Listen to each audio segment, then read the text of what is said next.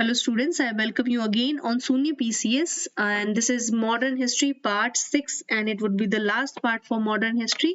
So let's discuss about it और ये इस part के बाद हमारा Modern History complete हो जाएगा.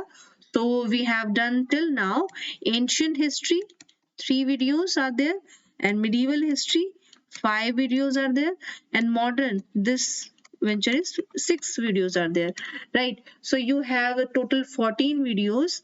Okay, so now let's start with the modern history part 6, and in this part let's start with government of India act. जो हम लास्ट जो वीडियो थी वहां में जो है इसको स्टार्ट कर चुके थे. तो it's called the constitution of India, the framework of Indian constitution.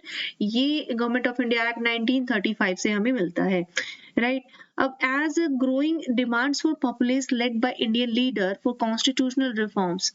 भाई बार बार जो डिमांड आ रही थी आपका इंडियन लीडर्स की कि कॉन्स्टिट्यूशनल रिफॉर्म्स जो है भारत में लाए जाए, और सबसे बड़ी बात कि वो जो रिफॉर्म आ रहे हैं वो रिफॉर्म यहाँ पर इंडियंस को ज्यादा यहाँ पर स्टेक दे इंडिया में, राइट. जो रूल है उसमें इंडियंस ज्यादा से ज्यादा आए. सो यहाँ पर British paid the way for the more responsible government in India. यहाँ पर उन्होंने मैक्सिमम रिप्रेजेंटेशन इंडियंस को यहाँ पर देने का वादा किया. इसके बाद India support to Britain in first world war, ये भी इसके बदले में भी जो है ब्रिटेन से मांगा जा रहा था. और ब्रिटेन ने कहा भी था कि ब्रिटिश गवर्नमेंट ने एक्नॉलेज किया था inclusion of more Indians in the administration of their own country, right. This formed the basis of the passing of the Government of India Act 1935. अब ये सबसे इम्पोर्टेंट एक्ट है और इसमें क्या क्या हुआ ये आपके लिए जानना बहुत जरूरी है, एग्जाम में यही पूछा जाता है. और तो Simon commission report, the recommendation of the round table conferences, white paper published by the British government in 1933, ये कुछ ऐसी चीजें हैं. और जो जॉइंट सेलेक्ट कमिटीज हैं, जब जो एक्ट है on the facts and consideration of several experiences, मतलब ये जो कुछ चीजें थी इनके एक्सपीरियंसेस पर ही जो है 1935 जो है आपका एक्ट आया था, राइट. तो इस एक्ट को आने के लिए इसका बैकग्राउंड हम देख चुके हैं. अब इसके कुछ फीचर्स जो है वो हम देख लेते हैं. All India federation. अब act of 1935 all India federation, इसमें इसके फीचर्स कैसे हो जाएंगे. जो ऑल इंडिया फेडरेशन थी वो प्रोविंसेस एंड प्रिंसली स्टेट्स उसकी यूनिट्स में शामिल थी. और इसमें आपका देखा जाए तो act divided the powers between the centre and units in terms of 3 list, जिसमें फेडरलिस्ट आज की ही तरह जैसे कॉन्स्टिट्यूशन हमारा डिवाइड हुआ है और 59 आइटम्स हैं, और प्रोविंशियल आइटम लिस्ट में 54 आइटम थे. कॉन्करेंट लिस्ट में जिसमें दोनों फेडरल और प्रोविंशियल मिक्स होता है वो आपका कॉन्करेंट हो जाएगा जिसमें 36 आइटम थे, right. Residuary powers were given to the viceroy. अगर इसकी बात की जाए तो आपका जो रेजिडुअरी पावर्स थी वॉइसरॉय की, ये भी वॉइसरॉय को अलग से दी जाती है, यानी कि उन्हीं की परमिशन से वो पावर्स काम करती हैं, राइट. अब प्रोविंशियल ऑटोनॉमी यहाँ पे हम बात कर चुके कि जो गवर्नमेंट ऑफ इंडिया एक्ट था उसमें भी ये सेम रही, बाद में जो आर्टिकल 236 एंड ऑल. तो प्रोविंशियल ऑटोनॉमी की जहां तक बात की जाए, मतलब जो स्टेट आज जिसको हम स्टेट बोल देते हैं, ये तो it abolish dyarchy in provinces and introduce provincial autonomy. यानी कि जो डायरकी जो हम पहले डिस्कस कर चुके थे 19 जो आपका 58 और इनके बाद जो डायरकी का जो टाइम आया था वो यहाँ पर कैंसिल करके प्रोविंशियल ऑटोनॉमी उसको नाम दे दिया गया, ठीक है. अब प्रोविंसेस यहाँ पर अलाउ करती थी units of administration in their defined spheres. Moreover, the act introduced responsible governments in provinces, which meant that the governor was required to act with the advice of minister responsible for the provincial legislature. यानी कि अब जो government है वो ज्यादा responsible हो गई थी प्रोविंसेस में, और जो गवर्नर जो थे उनका required to act with the advice of ministers, right. तो यहाँ पर देखा जाए तो मिनिस्टर्स की जो है यहाँ पर एडवाइस से जो है अब गवर्नमेंट जो है काम करती है, ठीक है. Ministers were not absolutely free in the matter of running their departments. इसके साथ साथ as the governor continue to possess a set of overriding powers, ये यहाँ पर आपका जो है गवर्नर जो है उनकी पावर जो है अब यहाँ पर जो पहले से एग्जिस्ट नहीं करती थी वो यहाँ पर उसमें ऐड हो गई थी. बाइकैमरलिज्म क्या है भाई, आपका जो अपर हाउस लोअर हाउस जैसे होता है, ये बाइकैमरलिज्म ये 6 जितनी भी 11 प्रोविंसेस थी अपनी उसमें से 6 में आपका इंट्रोड्यूस कर दिया गया था. इसमें क्या था, बंगाल था, बॉम्बे था, मद्रास था, बिहार, आसाम और यूनाइटेड प्रोविंस जिसको हम आज यूपी बोलते हैं, ठीक है. ये वाला इसमें लेजिस्लेटिव काउंसिल एक अपर हाउस होता है और लेजिस्लेटिव असेंबली जो लोअर हाउस उसको हम बोलते हैं, ये यहाँ पर मेंशन कर दिया गया है बाइकैमरलिज्म। ऑल्सो सेंट्रल लेजिस्लेटिव जिसमें बाइकैमरलिज्म कंसिस्टिंग फेडरल असेंबली और काउंसिल ऑफ स्टेट्स आता है। ठीक है, असेंबली की टर्म जो है 5 साल होती थी और ये पहले भी डिसॉल्व हो सकता था, जो बाद में इसके बहुत सारे एग्जाम्पल देखने को मिले हैं। अब सेंटर में जो दायर की थी उसका क्या मतलब है कि भाई 1935 ने जो दायर की एबॉलिश कर दिया, तुमने पढ़ लिया प्रोविंशियल लेवल पर, और प्रोविंशियल ऑटोनॉमी जो आ गई, इसका मतलब क्या था कि कॉन्सिक्वेंटली जो आपका देखा जाए कि Consequently, the federal subjects were divided into reserved subjects and transferred subject, यानी कि जो भी आपके फेडरल सब्जेक्ट्स जैसे जो मतलब मेन सेंट्रल गवर्नमेंट के पास रहेंगे, वो आपका रिजर्व सब्जेक्ट्स और ट्रांसफर सब्जेक्ट में इसको डिवाइड कर दिया गया। इसके साथ साथ जो रिलीजियस अफेयर थे, डिफेंस थे, administration of tribal affairs, external affairs, ये सब भी जो है इसमें इंक्लूड कर दिया गया। ट्रांसफर सब्जेक्ट जो थे इसमें ये मिनिस्टर्स और नंबर ऑफ मिनिस्टर्स, इसमें 10 से ज्यादा एग्जिस्ट नहीं कर सकती है। बहुत डिटेलिंग है आपका, जो कि आपका प्रीलिम्स के लिए इतना नहीं पूछा जाएगा बट मेंस में जरूरी है, तो आप पढ़ लीजिएगा। कम्युनल क्लास रिप्रेजेंटेशन की हम बात करें तो इसमें act further extended the principle of communal representation by providing separate electorates for depressed classes. अब यहाँ पर जो है क्लास रिप्रेजेंटेशन दिया गया, यानी कि जो अलग अलग क्लासेस थे, जो डिप्रेस्ड क्लासेस थी स्पेशली वुमेन्स लेबरर्स, उनको यहाँ पर इस एक्ट में रिप्रेजेंटेशन दिया गया। जैसे आपका जो एक्ट ऑफ मुस्लिम था, ये 33% यानी कि 1/3 इनको फेडरल लेजिस्लेचर में सीट्स दी गई थी, राइट, ये बहुत बड़ी बात थी।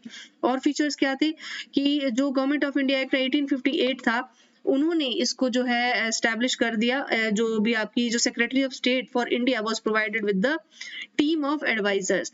अब it provided for the establishment of a reserve bank of India to control the regulation of currency and credits of the country, right. So जो आपका जो रिजर्व बैंक ऑफ इंडिया था, जिसको जो आज रूल करता है, जो power head of monetary control, तो वो आपका यहाँ पर रेगुलेशन ऑफ करेंसी के लिए यहाँ पर बना दिया गया 1939, आपको पता होना चाहिए। सो the franchisee जो है इसकी was extended further from 3% to 14% of total population, right। इसके अलावा जो आपका फेडरल कोर्ट है, ये 1937 में एस्टेब्लिश कर दिया गया था। सुप्रीम कोर्ट ऑफ इंडिया, ये आपका 1950 के बाद एस्टेब्लिशमेंट, ये यहीं से आपका बना है। फेडरल कोर्ट पहले इसको बोला जाता था। ये क्वेश्चन आपका आ सकता है कि इसका कब बना था, ठीक है। इसके बाद जो है फेडरल रेलवे, जो इंडियन रेलवे थी आपकी 1853 इसका हिस्ट्री था। ये क्वेश्चन आता है कि कहाँ से कहाँ तक, बॉम्बे टू ठाणे, ठीक है। तो ये आपका 34 किलोमीटर आई थिंक इसका जो है लेंथ था, तो 1853 ये आप याद रखिएगा। तो ये आपका कुछ बैकग्राउंड है।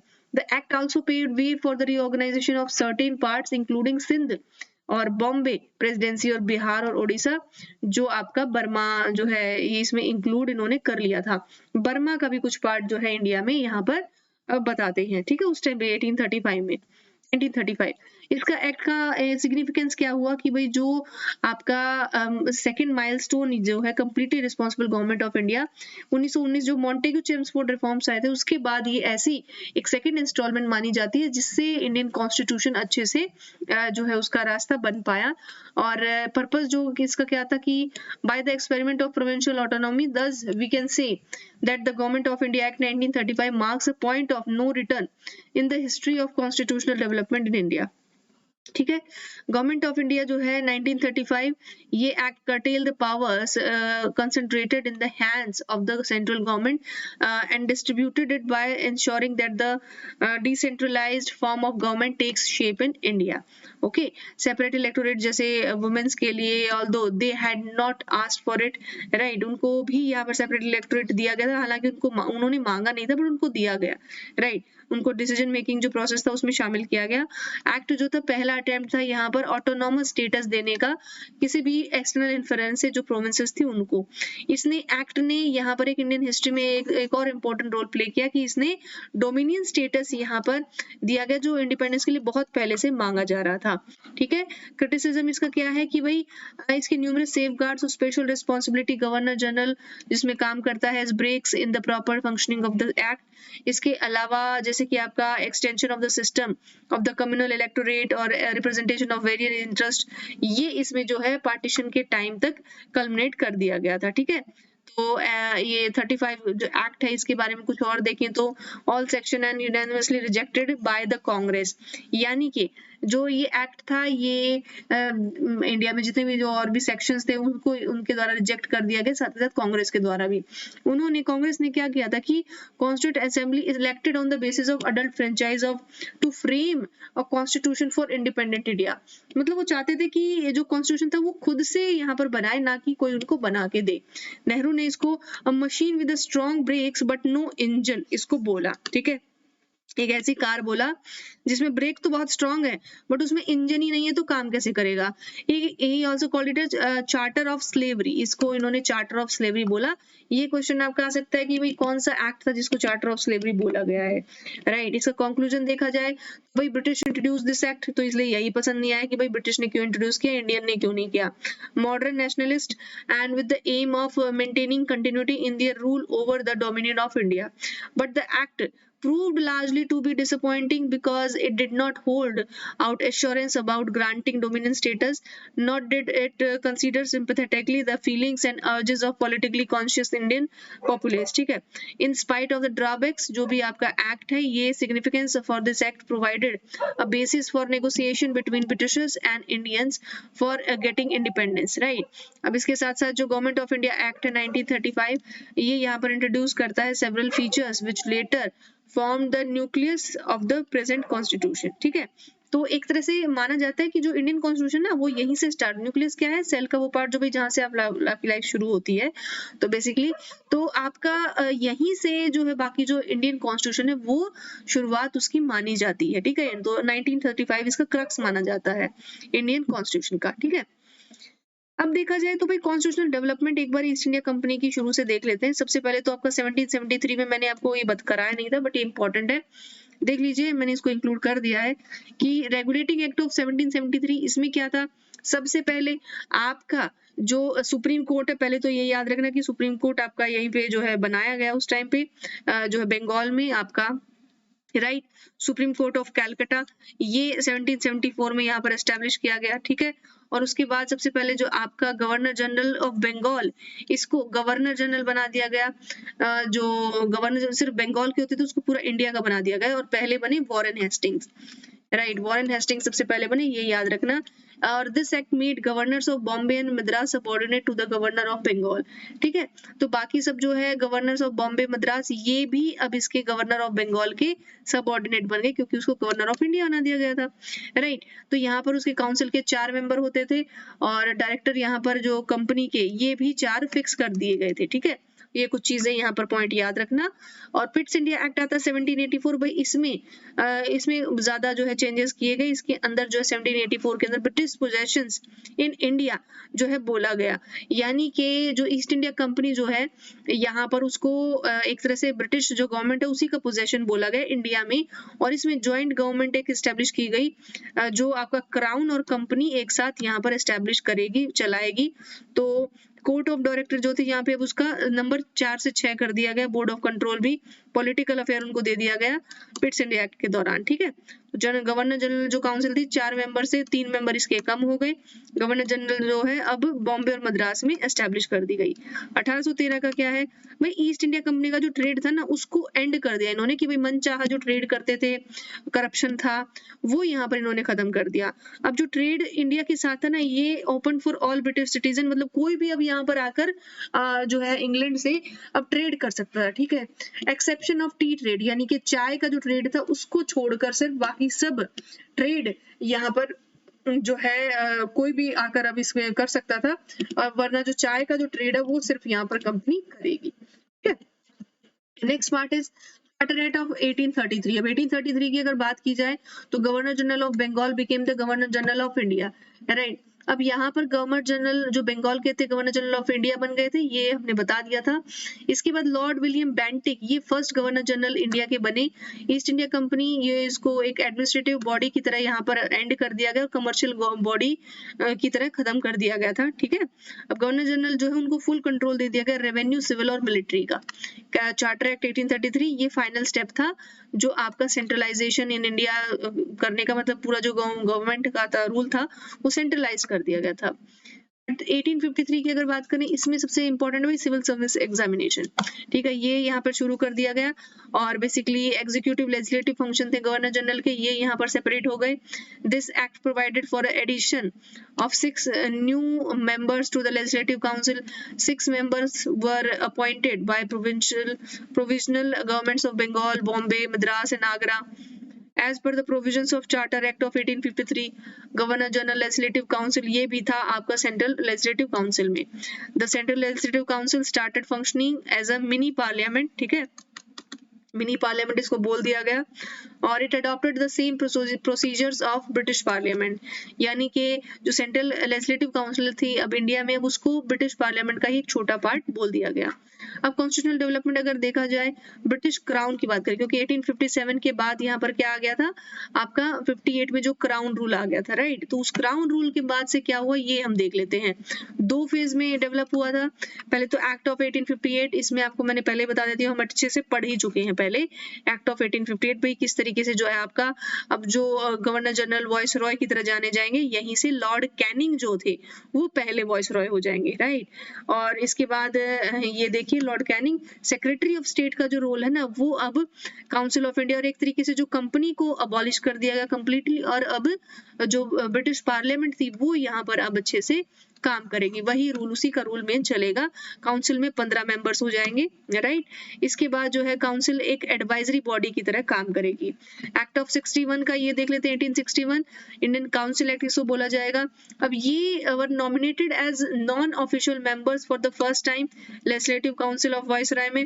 इसमें आपका प्रोविंसेस हो जाएगा, सेंटर एस्टेब्लिश किया था। इसके बाद provinces of Bombay and Madras were restored. Legislative council was started in the provinces of Punjab, north western frontier provinces of Bengal. Indian council act of 1892 ये देखा जाएगा। इसमें आपका लेजिस्लेटिव काउंसिल का साइज थोड़ा सा बढ़ा दिया गया और इसमें इनके पास ज्यादा पावर आई। बजट जो था इनका ये थोड़ा सा बढ़ा दिया गया। ये एग्जीक्यूटिव जो क्वेश्चंस थे ये यहाँ पर ज्यादा जो है रख सकते थे इंडियंस यहाँ पर, ठीक है। और जो बजट का था वो पहली बार यहाँ पर वो जान सकते हैं, ठीक है। जो इसकी indirect elections were introduced for the first time. Principle of the representation was introduced as per the excuse me.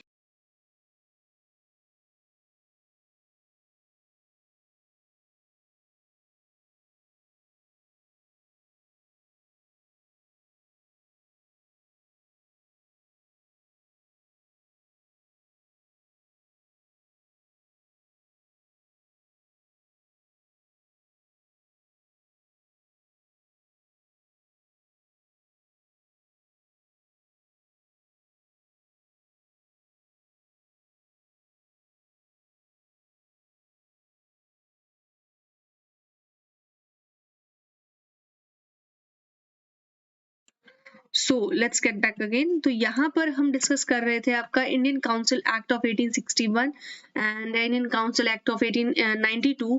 इसके बाद Indian council act 1909 Morley Minto जो रिफॉर्म्स है इसकी हम बात कर चुके हैं। सेपरेट इलेक्टोरेट की पहली बार बात यहीं से शुरू हुई थी, राइट।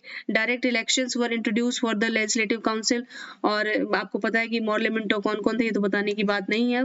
इंपीरियल लेजिस्लेटिव काउंसिल के साथ साथ कम्युनल रिप्रेजेंटेशन सिस्टम यहाँ पर शुरू करने की बात की गई।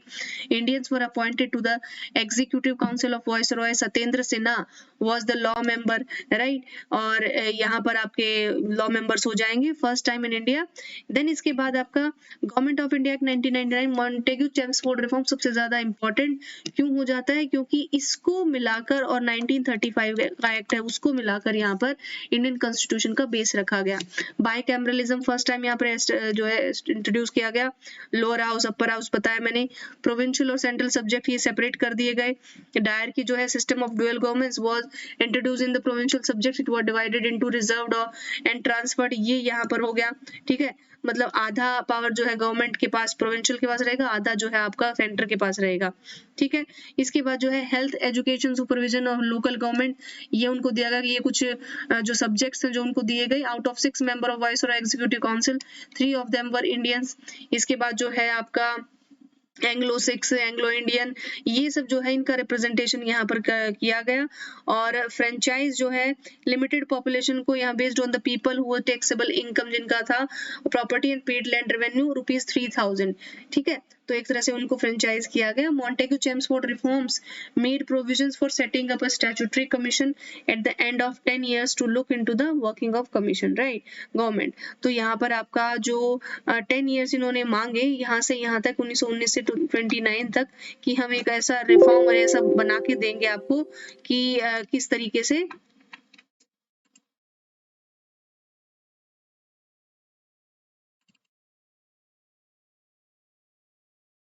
यूज मी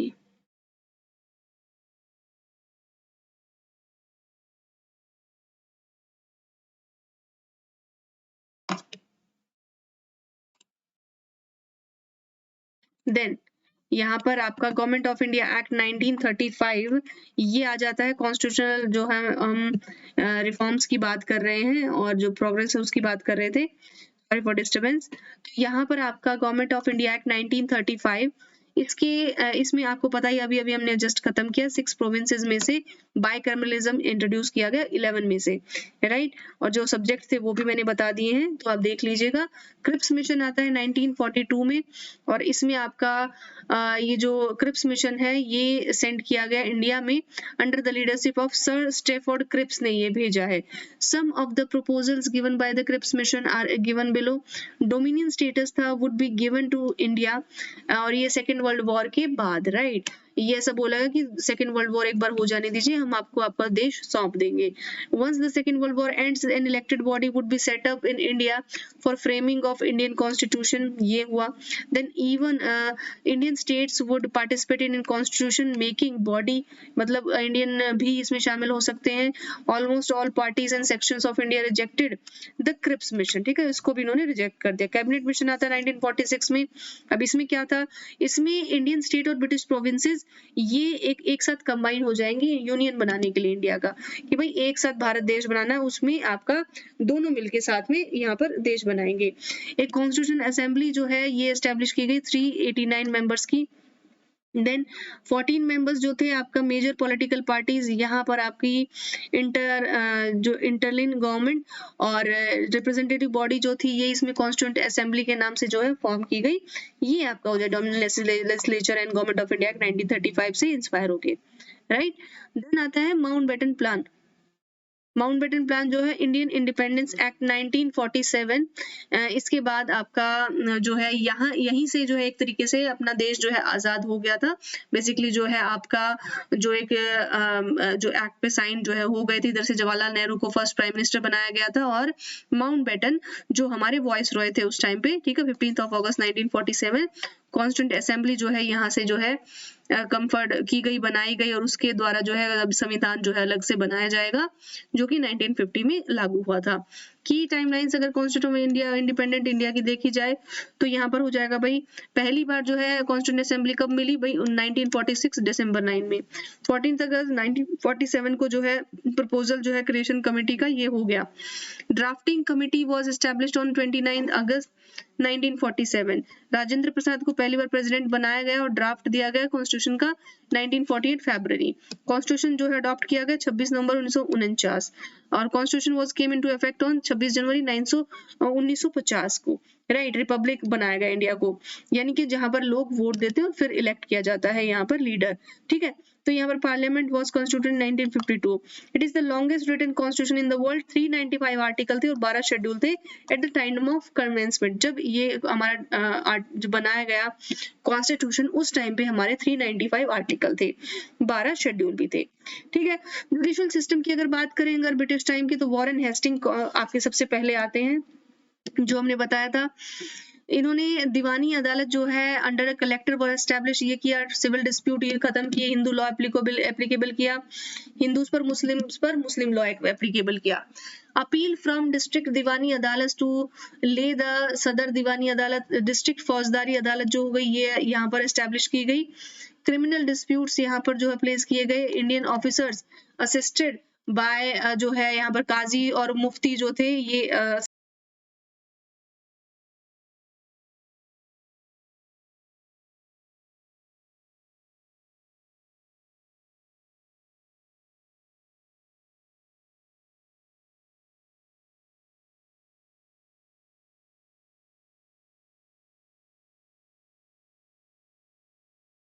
देन इसके बाद जो वॉरेन हेस्टिंग्स के टाइम पे जो भी आपकी डेवलपमेंट्स हुई वो यहाँ पे बताई जा रही हैं।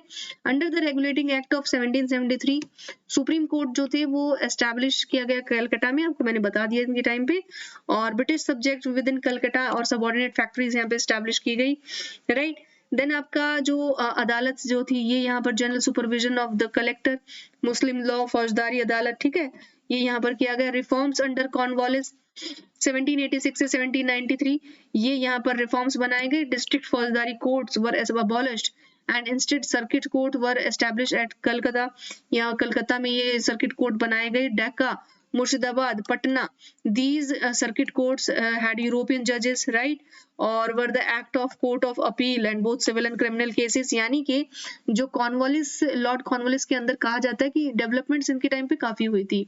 इन्होंने क्या किया, डिस्ट्रिक्ट फौजदारी कोर्ट्स और जो आपकी सर्किट कोर्ट्स थे उनको एस्टैब्लिश कर दिया कलकत्ता में। ढाका उस टाइम पे इंडिया का ही पार्ट था, और मुर्शिदाबाद इन सब में। और जो है आपका जो कोर्ट्स जो है सिविल और क्रिमिनल केसेस के लिए दोनों के लिए यहाँ पर लड़ने लगी, और वो यूरोपियन जजेस ही यहाँ पर होते थे बेसिकली। सदर निजामत अदालत इन्होंने एस्टैब्लिश की, दीवानी अदालत, इसके बाद जिला court, gradation of civil courts, ये सब एक तरह से बेसिकली जो जुडिशियल सिस्टम ये इन्होंने एस्टैब्लिश किया, ठीक है। फिर इसके बाद जुडिशियल एडमिनिस्ट्रेशन, आपका establishment of the sovereignty of law both European subjects under a jurisdiction. इनके अंडर जो है विलियम बेंटिक के अंदर क्या क्या रिफॉर्म किए गए, 4 सर्किट कोर्ट यहाँ पर बनाए जाते थे। और दूसरी बात सदर दीवानी अदालत और सदर निजामत अदालत जो है ये इलाहाबाद में एस्टैब्लिश की गई, convenience of people of upper province.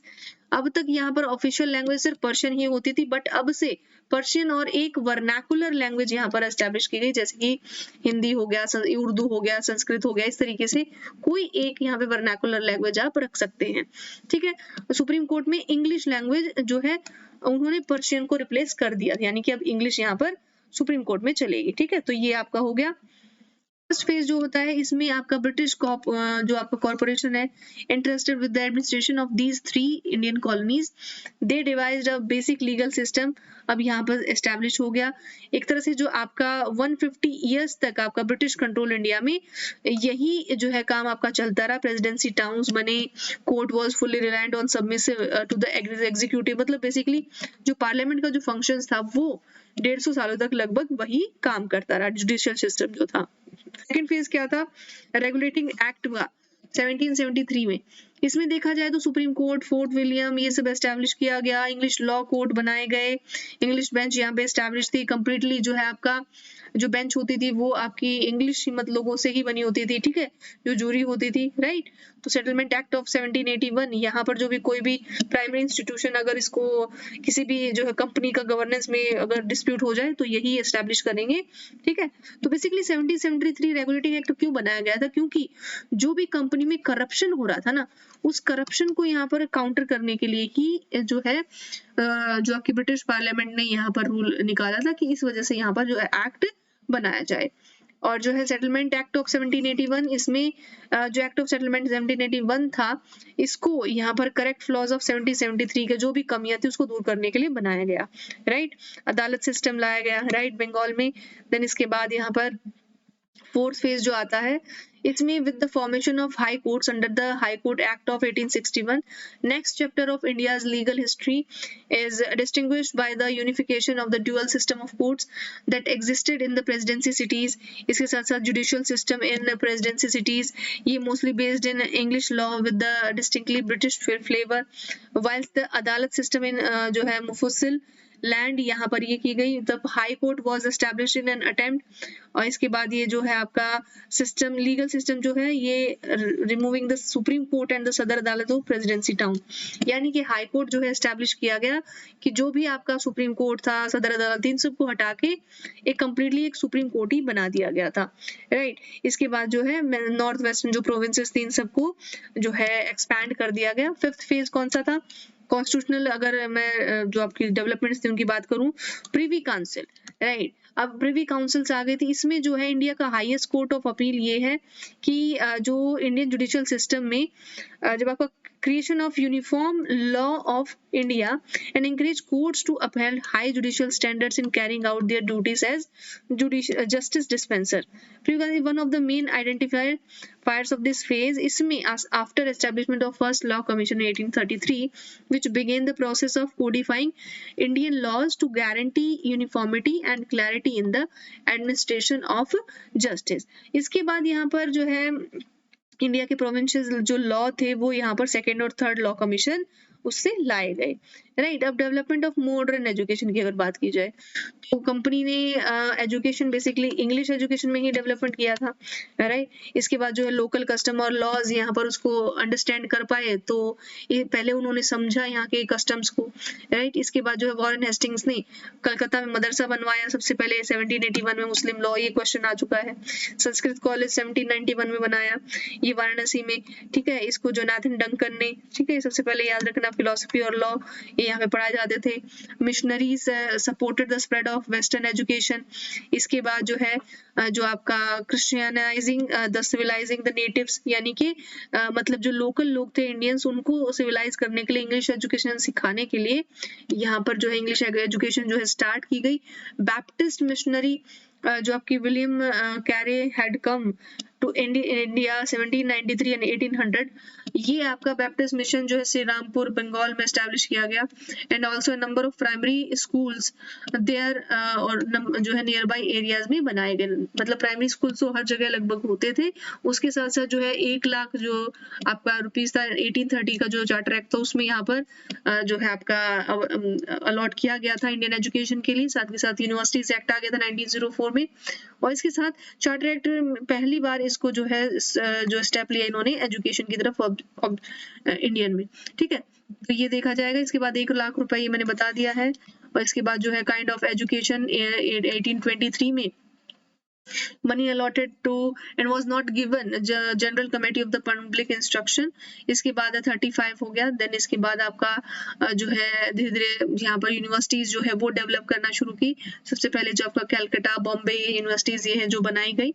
Then according to him, English education should be imparted in place of traditional Indian learning because the Oriental culture was defective and unholy। मतलब एक तरह से unholy है जो Indian culture है और उसमें कमियां हैं, right। और जो है इससे believed in education and few upper and middle class students। In the course of time, education would trickle down to the masses. This was called the infiltration theory।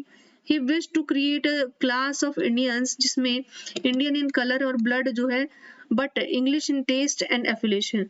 In 1835 Elphinstone college जो आपका मुंबई में बनाया गया, Calcutta medical college, ये यहाँ पर establish किए गए।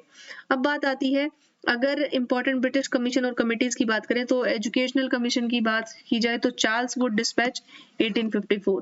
चार्ल्स वुड डिस्पैच को माना जाता है कि भाई आपका जो है यूरोपियन नॉलेज, और वुड्स डिस्पैच इसका motto according to this higher education और chief medium of instruction English होगा। ये इसको यहाँ पर आप याद रखिएगा, ठीक है। तो यहाँ से जो है English system, English education system जो है स्टार्ट हो गया था और माना जाता था कि साइंस, फिलोसफी और लिटरेचर जो था यूरोप का वो यहाँ पर पढ़ाया जाना चाहिए, वो बेस्ट है दुनिया में, राइट। इसके बाद जो है several vernacular primary schools in the villages at the lower stage ये भी बनाए जाने लगे, ठीक है। तो ये यहाँ पर अब बेसिकली स्टार्ट किया गया। हंटर कमीशन जो 1882 में आता है, इसमें आपका लैंडमार्क कमीशन था। वाइसरॉय लॉर्ड रिपन उनके ऑब्जेक्टिव थे और complaints of the non implementation of the Wood's dispatch, मतलब जो 1854 में जो इम्प्लीमेंटेशन नहीं हुई थी उसके लिए यहाँ पे contemporary status of elementary education ये यहाँ पर एस्टेब्लिश किया गया। Status means by which this can be. Hunter commission की बात अगर कंटिन्यू रखते हुए मैं बताऊं आपको कि इसमें इंपॉर्टेंट आपके लिए सिर्फ यही पॉइंट हो जाएगा कि इसको वाइसरॉय लॉर्ड रिपन ने बनाया है, पहली बात। और इसको 1854 जो है वुड्स डिस्पैच आपका, इसका नॉन इम्प्लीमेंटेशन कुछ चीजें आपकी यहाँ पर अधूरी रह गई थी, तो हंटर कमीशन इसीलिए यहाँ पर लाया गया। कमीशन जो है बनाया गया सर विलियम विल्सन हंटर के द्वारा, इसलिए इसका नाम हंटर कमीशन पड़ा है, राइट। देन इसके बाद आपका कमीशन की सजेशंस क्या क्या थी कि there should be 2 types of education arrangement of high school level. इसमें आपका वोकेशनल लेवल और बिजनेस लेवल एजुकेशन। एक इम्पॉर्टेंट बात भाई यहाँ पर जो आपका हंटर कमीशन है ये रह जाएगी कि जो वोकेशनल एजुकेशन है वो यहाँ पर आपकी ऐड की गई थी कि एक जो है आपकी बिजनेस एजुकेशन की, मतलब आपका जो स्टूडेंट है वो बाद में जाके कोई भी आपका स्किल जो है अपना सके, तो इसके लिए उसको पहले से ही एक वोकेशनल एजुकेशन दी जानी चाहिए। यहाँ पर इसका सोल डेफिनेशन यही हो जाएगा। So control of education at the primary level should be handed over to the district and city boards। तो ये सब आप देख लीजिएगा। Next, Hunter commission on 1882 on primary education. अगर प्राइमरी एजुकेशन पे मैं बात करूं तो जैसे कि स्टार्टिंग से ही यहाँ पर प्राइमरी एजुकेशन जो अब तक अपनी वर्नैकुलर भाषाओं में कंटिन्यू किया गया था, अब से उसको इंग्लिश एजुकेशन कर दिया गया। अब primary education should be regarded as the education of the masses, यानी कि जितने भी लोग थे उन सबको एटलीस्ट प्राइमरी तक तो एजुकेट करना गवर्नमेंट जरूरी समझ रही थी, ठीक है। और spread of free primary education for the tribal and backward people, ये रिस्पॉन्सिबिलिटी गवर्नमेंट की थी। फीस जो थी वो एग्जाम्पल थी स्टूडेंट्स का, उनकी फाइनेंशियल डिफिकल्टीज को देखते हुए कि भाई यहाँ पर फ्री एजुकेशन उनको दी जानी चाहिए। इसके बाद आता है रिली कमीशन, ये 1902 में आता है। ये आपकी सर थॉमस रिली इनकी प्रेसिडेंटशिप में ये बनाया गया था, तो 27 जनवरी 1902। ये आपकी बेसिकली जो यूनिवर्सिटीज थी ना इंडिया की, उनको इंक्वायर करने के लिए यहाँ पर आपका और उनकी कंडीशन इंप्रूव करने के लिए बनाया गया था। और इसके बाद जो है आपकी प्राइमरी और सेकेंडरी कंडीशन के लिए भी जो है रिपोर्ट इन्होंने प्रेजेंट की। और यूनिवर्सिटी एक्ट आपका 1904 में आ गया था। ये इंपॉर्टेंट है, ये क्वेश्चन आता है, राइट। 1904 में यूनिवर्सिटी एक्ट, ओके। तो इसका इंपॉर्टेंट चेंजेस इन्होंने क्या यहाँ पर किए हैं, यूनिवर्सिटी एजुकेशन को अपलिफ्ट किया है। यूनिवर्सिटी जो है उनको एम्पावर किया गया उनके अपने स्टाफ में, और के साथ साथ जो टीचिंग स्टाफ है उसको यहाँ पर जो है इम्प्रूव किया गया। यूनिवर्सिटीज का जो है लिमिट यहाँ पर नंबर ऑफ यूनिवर्सिटीज 50 से 100 कर दिया गया, यानी कि अब तक भारत में जो 50 यूनिवर्सिटीज का लिमिट था उसको 100 कर दिया गया बढ़ा के। और इलेक्टेड फेलोज जो थे वो 20 बॉम्बे के लिए, मद्रास कलकत्ता यूनिवर्सिटीज के लिए 15-15 रखे गए थे, ठीक है। तो यहाँ पर ये आपकी कुछ इंपॉर्टेंट बातें, यूनिवर्सिटीज एक्ट जो 1904 में रिली कमीशन के द्वारा आई थी। अब आता है सैडलर कमीशन। सैडलर कमीशन 1917 में जब आपका महात्मा गांधी और उनका चंपारण जो है आपका सत्याग्रह और इस तरह के जो अहमदाबाद मिल स्ट्राइक और एक तरह से पूरा जो है आपका एक्सट्रीमिज्म का जो फेज था वो इंडिया में स्टार्ट हो गया था। और तब जो है आपका जो कलकत्ता यूनिवर्सिटी कमीशन है उसके जो आपके गवर्नमेंट ऑफ इंडिया के चेयरमैनशिप मिस्टर माइकल सैडलर, उन्होंने ये आपका वाइस चांसलर उनको बनाया गया यूनिवर्सिटी ऑफ लीड्स का। और जितने भी टीचिंग रिसोर्सेज थे जो कलकत्ता में उस समय अवेलेबल थे उनको ऑर्गेनाइज किया गया जो टीचिंग यूनिवर्सिटी उसको बनाने के लिए, यानी कि इसमें कंप्लीटली जो है टीचर्स को जो है बताया जाएगा how to teach. Separate teaching and residential university जो है वो एस्टेब्लिश की गई थी ढाका में।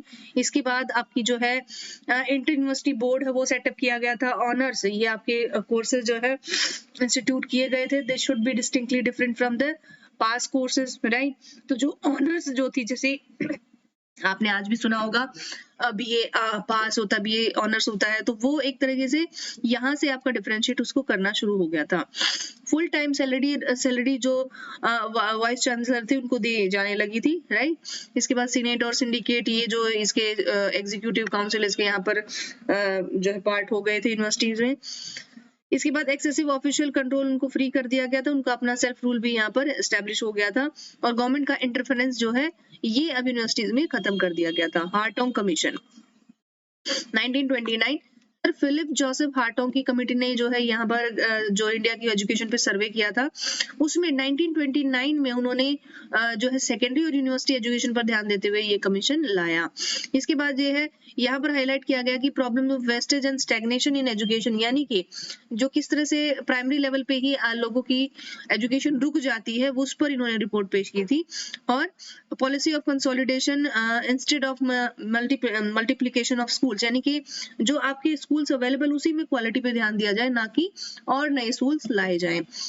इसके बाद the duration of the primary courses was to be fixed to 4 years, and then it recommended for the improvement in the quality, pay and service conditions of the teachers relating to the syllabus, and teaching methods to the local environment and village locality, right. इसके बाद आपका Hartog commission जो है वो education recommend करता है, promotion और technical commercial जो एजुकेशन यूनिवर्सिटीज के लिए जो भी अनएम्प्लॉयमेंट की प्रॉब्लम उसको दूर करने के लिए।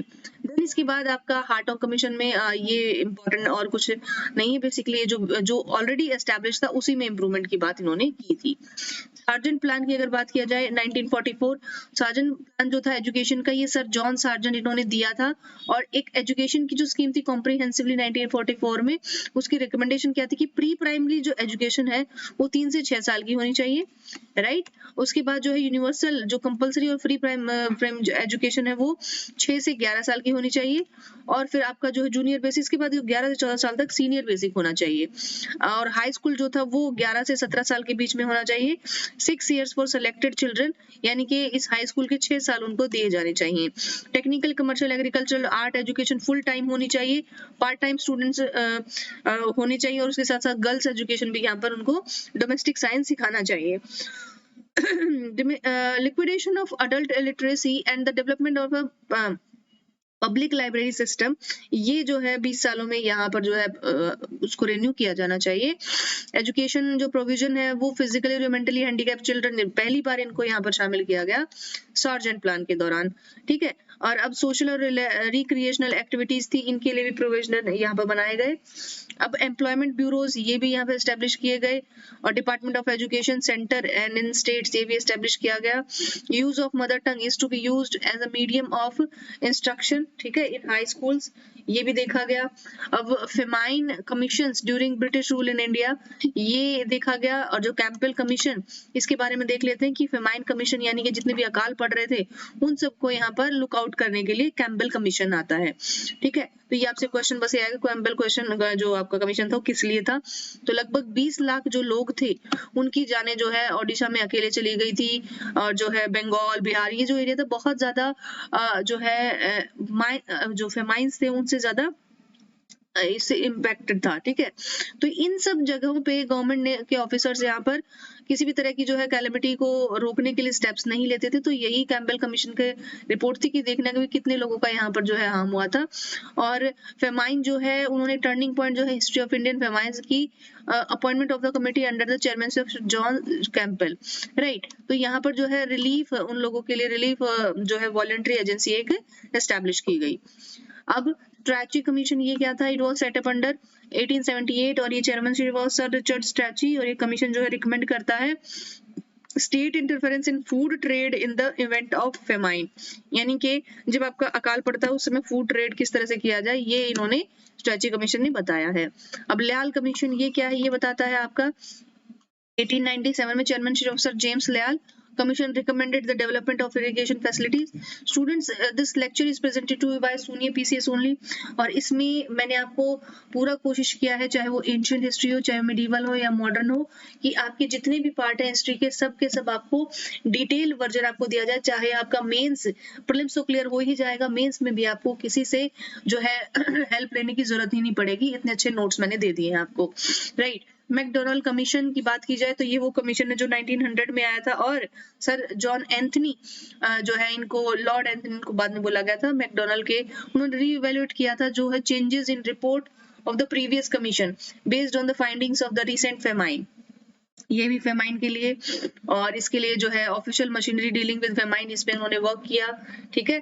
नेक्स्ट है लॉ कमीशन। अब लॉ कमीशन की बात कर लेते हैं कि उन्होंने किस तरह का लॉ कमीशन भारत में आया और क्या क्या हो रहा था।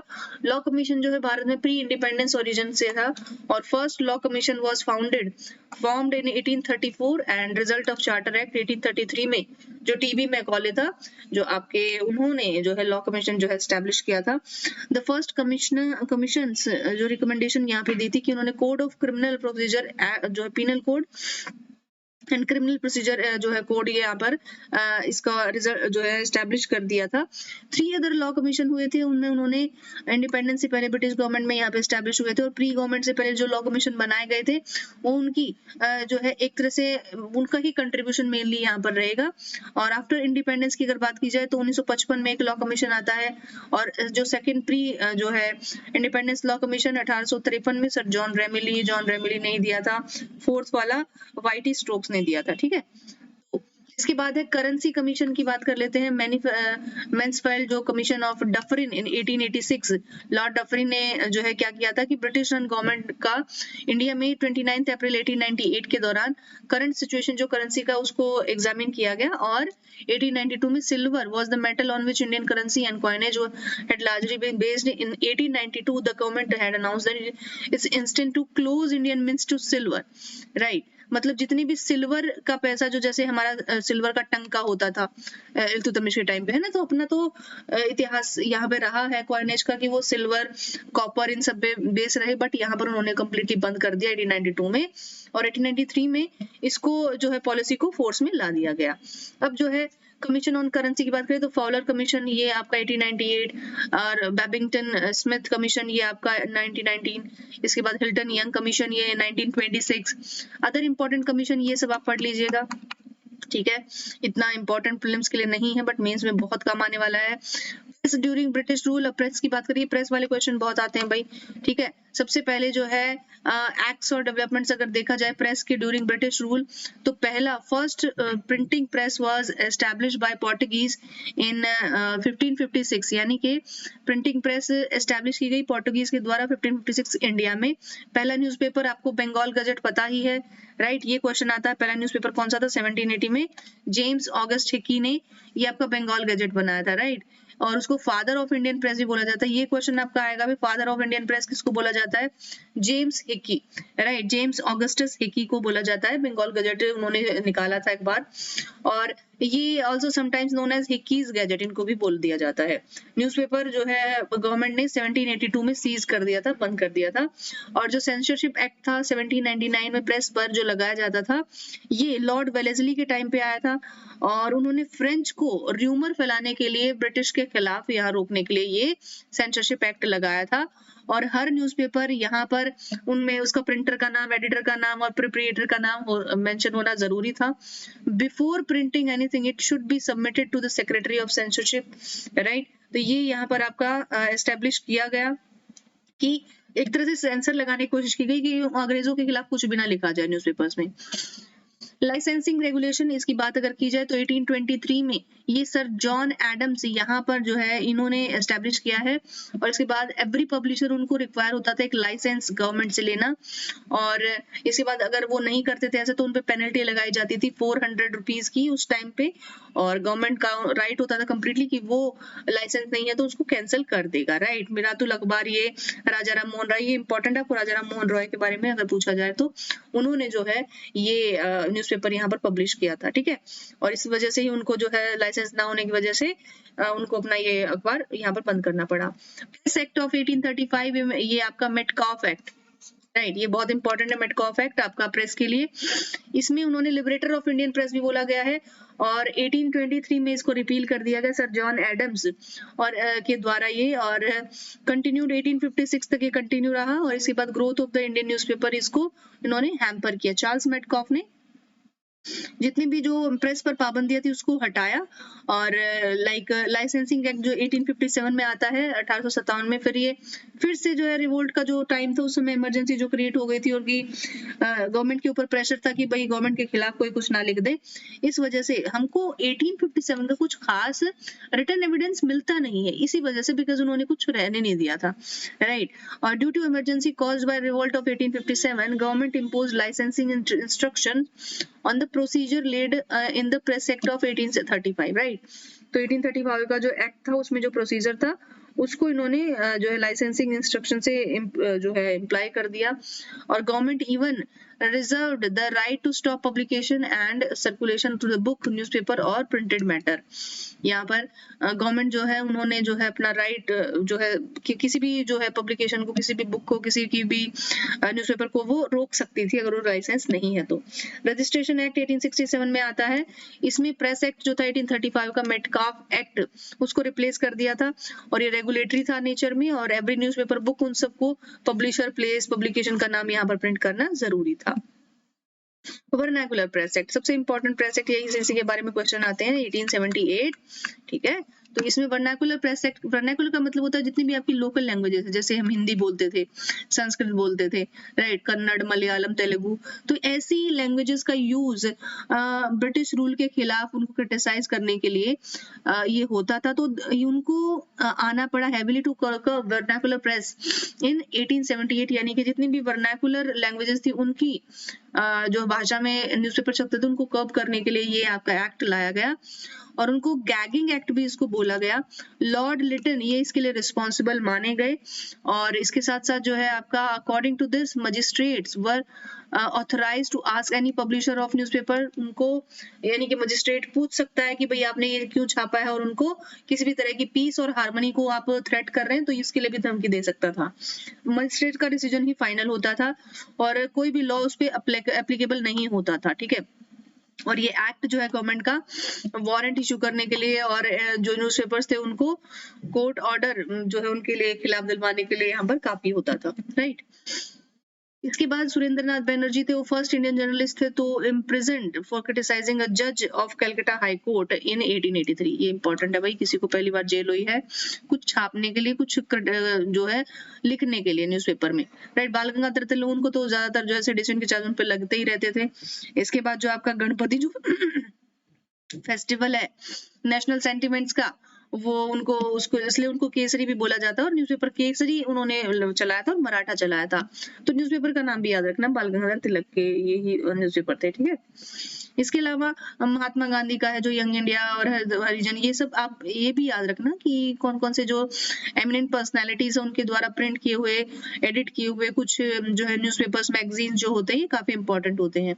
गैगिंग लॉ क्या था, इसको रिपील कर दिया 1881 में, लॉर्ड रिपन द्वारा न्यूज़पेपर एक्ट लाया गया 1908 में, राइट। अब जो न्यूज़पेपर एक्ट था ये प्रिंटिंग प्रेस और उन सबको जो है कनेक्ट करता था, जो न्यूज़पेपर छापती थी, विच पब्लिश ऑब्जेक्शनेबल मटेरियल, जैसे किसी भी मर्डर और एक्ट ऑफ वायलेंस के बारे में अगर लिखता था तो उन सबको कर्व करता था। ये तो न्यूज़पेपर एक्ट 1908 में आ गया था। Newspaper were allowed to appeal in high court within 15 days. अब थोड़ा सा पावर और फ्रीडम उनको दिया गया। अब इंडियन प्रेस एक्ट में 1910 में जो आते आते, और this measure was put into effect in order to curtail and restrict the emerging Indian freedom struggle, ठीक है। तो इंडियन फ्रीडम स्ट्रगल जो आ रहा था उसको यहाँ पर स्पेशली उसको रिस्ट्रिक्ट करने के लिए जो है ये जो जितने भी एक्ट थे लाए गए थे।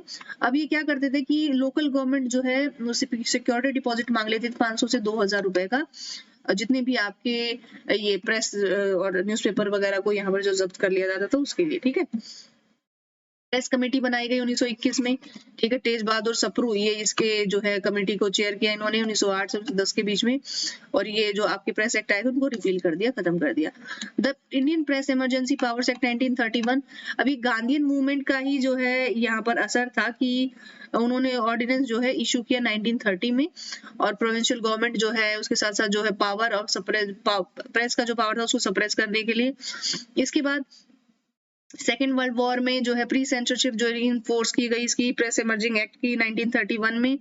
अब यहाँ पर होता क्या था कि Congress and it's activity were declare illegal, मतलब इस एक्ट में बेसिकली ये था कि कांग्रेस जो बोलती है, कांग्रेस जो कहती है गवर्नमेंट के खिलाफ कुछ भी, वो इलीगल है। तो प्रेस रेगुलेटिंग एक्ट 1942 में अब registration of journalist was made compulsory, और जो जर्नलिस्ट था उनका रजिस्ट्रेशन यहाँ पर करना कंपलसरी हो गया था, ठीक है। इसके बाद The government had the authority to arbitrary censorship. Press inquiry committee 1947 में बैठाने की उनको सेंसरशिप थी, राइट। अब बात आती है जो कुछ इंपॉर्टेंट न्यूज़पेपर मैं पहले बता रही थी, तो ये मैंने यहाँ पे लिख दिया, उनके जो है एडिटर राइटर ये इनके नाम है, ठीक है। मिरातुल अखबार बहुत फेमस है आपका, राजा राम मोहन रॉय के 2 अखबार थे, संवाद कौमुदी और मिरातुल अखबार, ठीक है। तो अमृत बाजार पत्रिका ये शिरीष कुमार घोष और Motilal Ghosh. The Hindu GS Iyer and Veera घरेशचर्य ये आपका। केसरी एंड मराठा बाल गंगाधर तिलक मैंने बताया था। स्वाधीश मित्रम ये आपका GS अय्यर। वंदे मातरम औरबिंदो घोष, सुधारक गोपाल कृष्ण गोखले, राष्ट्र Goftar the first Gujarati language ये था, ये भी क्वेश्चन आ सकता है, पहला गुजराती लैंग्वेज, ठीक है। तो दादा भाई नौरोजी, और उनको ग्रैंड ओल्ड मैन भी बोला जाता था। न्यू इंडिया ये बिपिन चंद्र पाल वीकली था ये, और न्यू इंडिया डेली जो था वो एनी बेसेंट ने निकाला था, तो डिफरेंस देख लेना। युगांतर जो भूपेंद्र नाथ दत्त और बरिंदर कुमार घोष। इसके बाद Bombay chronicle 1913 Firoz Shah Mehta. Hindustan Madan Mohan Malaviya. Mook Nayak B R Ambedkar. Independent Motilal Nehru और पंजाबी लाला लाजपत राय। इंडियन मिरर देवेंद्र नाथ टैगोर और यंग इंडिया नवजीवन हरिजन महात्मा गांधी। ठीक है, महात्मा गांधी वगैरह मैंने बताया था, यंग इंडिया वगैरह, ये सब आप याद कर लेना। इसके बाद है प्रबुद्ध भारत उद्भवा, यानी कि जो स्वामी विवेकानंद इन्होंने किया था। गवर्नर जनरल जो आए थे और वाइस रॉय को देख लीजिएंगे एक बार। गवर्नर जनरल भाई आपके बंगाल के 1773 में व्हेन ईस्ट इंडिया कंपनी जो है through a post named as governor of Bengal, right. इसके बाद आपका company came in India, it controlled like first governor of Bengal Robert Clive. और अगर देखा जाए तो ये थोड़ा सा स्प्रिंट हो गया है। एक्ट ऑफ 1833, यहाँ पर ये जो governor general of Bengal Warren Hastings इनको बोला गया, और सबसे पहले जो थे आपको पता, वैसे तो मैंने बता दिया है, ठीक है। Governor general of India 1833 to 1858 by charter, ठीक है। और थोड़ा सा आपका इधर उधर हो गया है, लेट्स सी। अब द पोस्ट वाज मेनली, मैंने बताया था वैसे तो विलियम बेंटिक आपके पहले हो जाएंगे, जो बंगाल के गवर्नर जनरल से इंडिया के गवर्नर जनरल बन गए थे, राइट। तो यहाँ पर आपके एडमिनिस्ट्रेटिव पर्पस जो थे reported to the court of directors of East India company, मतलब मेन इनका काम क्या था कि जितना भी जो था सब रिपोर्ट ईस्ट इंडिया कंपनी को देना। वॉइस रॉय आपका जो पोस्ट थी आपकी गवर्नर जनरल को ही बोला गया 1858 के बाद। After the revolt of 1857 company rule यहाँ पे कंप्लीटली खत्म हो गया और अब क्राउन रूल यहाँ पर एस्टेब्लिश हो गया। गवर्नमेंट ऑफ इंडिया 1858 जो था आपका change the name of post governor general of India by viceroy of India. Viceroy was appointed directly by British government और the first viceroy of India was lord Canning, right. तो lord Canning यहाँ पे first viceroy हो जाएंगे India के। अब governor general देखा जाए, हाँ यहाँ पे ये वाला मैंने डाला था, तो वही मैं कह रही थी कि कौन सा मिसप्रिंट हो गया है। वॉरेन हेस्टिंग जो है आपका 1773 1785, regulating act of 1773 Pitt's India act, Rohilla war के टाइम पे हुआ था, राइट। रोहिलखंड में द फर्स्ट मराठा वॉर, ये इनके टाइम पे ट्रीटी ऑफ सलबाई ये हुआ था। सेकंड मैसूर वॉर ये हुआ था। लॉर्ड कॉर्नवालिस इनको मतलब बहुत जो अच्छे रिफॉर्म्स लाने के लिए जाना जाता है। थर्ड मैसूर वॉर जाना जाता है। कॉर्नवालिस कोड लाया गया, परमानेंट सेटलमेंट बंगाल में, और श्रीरंगपट्टनम में ये जो संधि हुई थी वो, जब इसमें आपका टीपू सुल्तान और मैसूर वॉर ये सब रिलेटेड थे। लॉर्ड वेलेस्ली 1798 से 1805 के बीच में, ये बेसिकली आपके introduction of the subsidiary alliance system, fourth Mysore war हो जाएगा और सेकंड मराठा वॉर हो जाएगा। Lord Minto treaty of Amritsar with Ranjit Singh ये है, राइट। और लॉर्ड हेस्टिंग्स ये थे एंग्लो नेपाल वॉर, इनके टाइम पे हुआ था। ट्रीटी ऑफ सगौली ये हुआ था। थर्ड मराठा वॉर और dissolution of Maratha confederacy, establishment of ryotwari system. Ryotwari system कहाँ मैंने बताया था, बेसिकली मद्रास प्रेसिडेंसी में और जो साउथ का एरिया था उसमें, राइट। इसमें रेवट्स होते थे और डायरेक्ट कंट्रोल होता था इंग्लिश ऑफिसर का, इंग्लिश गवर्नमेंट का, ठीक है। लॉर्ड आर्महर्स्ट, फर्स्ट बर्मीज वॉर हुआ था इनके टाइम पे। लॉर्ड विलियम बेंटिक के टाइम पे सती सिस्टम हुआ था। इन्होंने देखो बेंटिक से याद रखना, इन्होंने बैन लगाया था, राइट, इस पे सती सिस्टम पे, और चार्टर एक्ट स्टार्ट किया था जो 1833 के टाइम पे आया था। इसकी डेट याद रखना, क्वेश्चन आता है। Lord Auckland, first Afghan war इनके टाइम पे हुआ था। लॉर्ड हार्डिंग ये 1844 से 48 के बीच में। फर्स्ट एंग्लो सिख वॉर हुआ था। ट्रीटी ऑफ लाहौर हुआ था भाई आपका रणजीत सिंह के टाइम पे। Social reforms like abolition of female infanticide ये हुआ था, ठीक है, इंपॉर्टेंट, लॉर्ड हार्डिंग ने किया था। सती का जो है वो आपका लॉर्ड विलियम बेंटिक हो जाएंगे, और हार्डिंग के टाइम पे फीमेल इन्फेंटिसाइड हो जाएगा। लॉर्ड डलहौजी सबसे इंपॉर्टेंट, डॉक्ट्राइन ऑफ लैप्स भाई सेकंड एंग्लो सिख वॉर हुआ था इनके टाइम पे, और लोअर बर्मा का एनेक्सेशन इन्होंने किया था, introduction of doctrine of labs important है, ठीक है। सबसे पहले 17 इसमें राज्य था, राइट, जो इन्होंने लैब्स के अंडर लिया था। वुड्स डिस्पैच हो जाएगा 1854, right. Laying down the first railway line connecting Bombay to Thane, ये भी इनके टाइम पे हुआ था। एक तरह से जो टेक्नोलॉजिकल डेवलपमेंट्स जो थे इन्होंने, वो इनके टाइम पे बहुत ज्यादा हुए थे, जो टेलीग्राफ लाइन हो गई, आपकी रेलवे लाइन हो गई, ठीक है। तो इस तरह की चीजें। फिर आपका पीडब्ल्यूडी जो पब्लिक वर्क्स डिपार्टमेंट था, वो भी इन्होंने एस्टेब्लिश किया। लॉर्ड कैनिंग की बात करें, रिवोल्ट ऑफ 1857 इन्होंने इनके टाइम पे हुआ था, और यही पहले वॉइस रॉय भी बने थे, राइट, यही पहले वॉइस रॉय भी बने थे।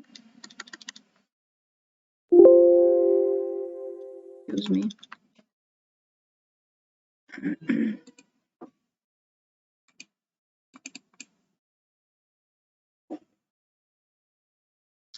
तो लॉर्ड कैनिंग, इसके बारे में हम डिस्कस करते हैं। एक बार मैं यहाँ पे स्क्रीन थोड़ा सा जो है, लेट्स सी, यस। तो हम बात कर रहे थे लॉर्ड कैनिंग की। तो लॉर्ड कैनिंग की अगर बात की जाए, तो यहाँ पर आपका देखा जाए तो सबसे पहले इन्होंने रिवोल्ट ऑफ 1857 के टाइम पे ये मौजूद थे। 3 यूनिवर्सिटीज जो थे आपकी एस्टेब्लिश की गई, कलकत्ता, मद्रास और बॉम्बे में 1857 में। Abolition of East India company and transfer of control to the crown, ये भी इन्हीं के टाइम पे हुआ था। लॉर्ड लिटन ने क्या किया, वर्नाकुलर प्रेस एक्ट इनके टाइम पे आया था। Arms act, second Afghan war हुआ था। क्वीन विक्टोरिया ने एज्यूम किया था टाइटल केसरे हिंद का, राइट। लॉर्ड रिपन के टाइम पे जो है वर्नाकुलर प्रेस एक्ट रिपील किया गया, फर्स्ट फैक्ट्री एक्ट आया, ये इंपॉर्टेंट है, ठीक है। इसके बाद जो है हंटर कमीशन और एजुकेशन, ये इनके टाइम पे आया था। लोकल सेल्फ गवर्नमेंट 1882 में। लॉर्ड डफरिन के टाइम पे थर्ड बर्मीज वॉर हुआ था, ठीक है। नेशनल कांग्रेस का एस्टेब्लिशमेंट 1885 पे लॉर्ड डफरिन के टाइम पे हुआ था। किसने किया था, A.O. ह्यूम ने, राइट। इसके बाद लॉर्ड जो है आपका लैंडसॉन, ठीक है, ये फैक्ट्री एक्ट लाए थे। फैक्ट्री एक्ट इससे पहले यहाँ पर 1881 में शुरुआत लॉर्ड रिपन के टाइम पे हो गई थी। इंडियन काउंसिल एक्ट थे, और setting up of Durand commission, ये हो गया था, ठीक है। डूरन कमीशन जो बेसिकली अफगानिस्तान और पाकिस्तान के बीच में जो लाइन थी उसको, जो पहले इंडिया ही था। लॉर्ड कर्जन जो आपका 1899 से 1905 इंपॉर्टेंट है, बंगाल पार्टीशन में, ठीक है, ये हो जाएगा। यूनिवर्सिटीज एक्ट आया था। पुलिस कमीशन इन्होंने अपॉइंट किया था, यूनिवर्सिटी कमीशन अपॉइंट किया था। लॉर्ड मिंटो द सेकंड, इन्होंने किया था स्वदेशी मूवमेंट, मुस्लिम लीग का एस्टेब्लिशमेंट, सूरत स्प्लिट हुआ था, मॉर्लेमेंटो रिफॉर्म हुए थे। लॉर्ड हार्डिंग, ये annulment of partition of Bengal, transfer of capital from Calcutta to Delhi 1911 में, और establishment of Hindu Mahasabha. Lord Chelmsford, Lucknow pact 1916 में, चंपारण सत्याग्रह 1917 में, और government of India act 1919, the Rowlatt act 1919, और जलियांवाला बाग मैसाकर भी इनके टाइम पे हुआ था। Lord reading, right, Chaura Chauri, withdrawal of non cooperation movement, और स्वराज पार्टी का एस्टेब्लिशमेंट। काकोरी रोबरी जो हुई थी, ट्रेन डकैती, ये आपका 1925 में इन्हीं के टाइम पे हुआ था। लॉर्ड इरविन, ये आपके 1926 से 1931 साइमन कमीशन, ये इंडिया में आया था। Hunter Harcourt Butler Indian states commission, Nehru report, ये इनके टाइम पे हुआ था। लॉर्ड लिनलिथगो, ये आपका रिजिग्नेशन ऑफ जो Congress ministries, second world war. एक तरह से आप वॉइस रॉय, लॉर्ड गवर्नर, जो जितने भी गवर्नर जनरल उनको याद कर लेंगे ना, पूरा टाइमलाइन आपको इंडियन हिस्ट्री का याद हो जाता है, ठीक है। त्रिपुरी क्राइसिस हुआ था, और त्रिपुरी में भाई आपके जो जो आपके सुभाष चंद्र बोस और इनको जो है प्रेसिडेंट बनाने के लिए बात की गई थी। फॉरवर्ड ब्लॉक की बात की गई थी। Lahore resolution of the Muslim league, August offer 1940 में, formation of Indian national army, Cripps mission, ठीक है। लॉर्ड वेवेल की बात की जाए, Rajagopalachari, CR formula, Wavell plan, Simla conference, cabinet mission, direct action day, announcement of the end of British rule in India, Clement Attlee, ये हो जाएंगे। लॉर्ड माउंटबेटन, जून 3 प्लान और Radcliffe commission, India's independence, right. तो ये सब पता ही आपको। चक्रवर्ती राजगोपालाचारी, सी Rajagopalachari, after independence, पहले जो है गवर्नर जनरल इनको बोला जाएगा। Last governor general of India before the office, ये आपका वॉज परमानेंटली अबॉलिश्ड इन 1950, 1950 में ये परमानेंटली ये अबॉलिश हो गया था। बट आपका इंडिपेंडेंस के बाद ये पहले आपके गवर्नर जनरल हो जाएंगे। वैसे तो लास्ट थे, बट इंडिपेंडेंस के बाद पहले हो जाएंगे। ब्रिटिश इम्पैक्ट अगर देखा जाए तो सोशल इम्पैक्ट क्या रहा भाई, एक्सपोजर ऑफ मॉडर्न आइडिया रहा, और institution such as rationalism, liberalism, humanism, parliament, ये सब चीजें हमें यहाँ पर नई चीजें देखने को मिली। Growth of nationalist and anti colonial consciousness इन्होंने बढ़ाई, नॉलेज ऑफ इंग्लिश यहाँ पर इन्होंने दी। इकोनॉमिक इम्पैक्ट देखा जाए तो इंडस्ट्रियलाइजेशन इन इंडिया स्टार्ट हो गया था कॉटन मिल्स के सेटअप से, रेलवे कंस्ट्रक्शन हुआ था, अर्बन जो है सेंटर्स बढ़ने लगे थे धीरे धीरे, ठीक है। और some pockets in India became necessity important tools of communication, जैसे कि आपका टेलीग्राफ एंड ये सब था। अब मनी लेंडर, जमींदारी, ये सब जो था ये हम पहले बहुत डिस्कस कर चुके हैं डिटेल में। अब कुछ प्रीलिम्स पॉइंट ऑफ व्यू से है तो वो देख लेते हैं। लेड टू गुरु, वैसे तो कंप्लीट लगभग हो चुका है, पूरा हिस्ट्री हमने देख चुके हैं हम। ये यहाँ पर आके स्टूडेंट्स हमारा जो मॉडर्न हिस्ट्री है हम कंप्लीट कर रहे हैं उसको। Thank you so much. और आप लोगों ने यहाँ तक अगर देखा है पूरा वीडियो तो मुझे नहीं लगता कि आपका बीपीएससी रुकेगा इस बार। बीपीएससी आपका 100% कंप्लीट हो जाएगा और जितने भी आपके डिटेल्स प्रीवियस ईयर क्वेश्चंस थे उनसे जुड़ी डिटेल्स थी मैंने सब इसमें शामिल किया है। एकदम मत भूलना, पूरा सिलेबस एक बार रिवाइज करना, वीडियोस को कंप्लीट देखना, आपका कोई भी क्वेश्चन नहीं रुकेगा बीपीएससी में।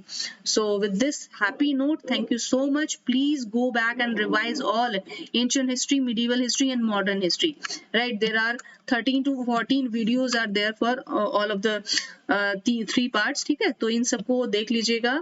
So all of you, thank you so much. And this videos was presented to you by only by Sonia PCS. Have a nice day. Thank you so much.